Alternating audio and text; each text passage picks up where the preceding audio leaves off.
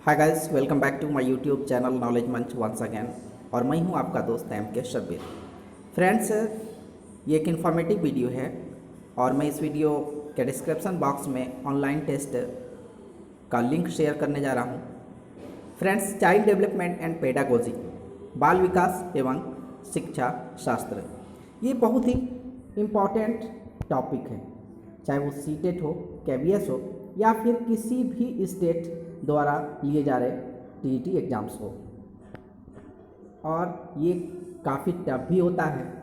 Friends, जैसा कि मैंने प्रॉमिस किया था आप सबसे कि जो है चाइल्ड डेवलपमेंट ईवीएस वगैरह पे भी मैं प्रैक्टिस सेट लाने की कोशिश करूँगा ऑनलाइन टेस्ट के ज़रिए।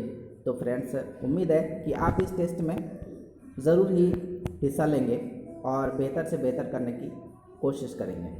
ट्रायल के तौर पर मैंने इस टेस्ट में सिर्फ 10 क्वेश्चंस ही जो है शामिल किए हैं। उम्मीद है आप सब इसे लाइक करेंगे और आप सबका बहुत बहुत शुक्रिया, बहुत बहुत धन्यवाद।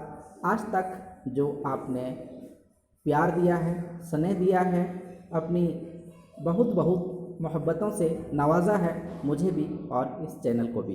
तो फ्रेंड्स, आप टेस्ट में हिस्सा लीजिए, इसके आंसर की और टॉप 10 रिजल्ट्स के साथ फिर हाजिर रहूँगा। सी यू अगेन।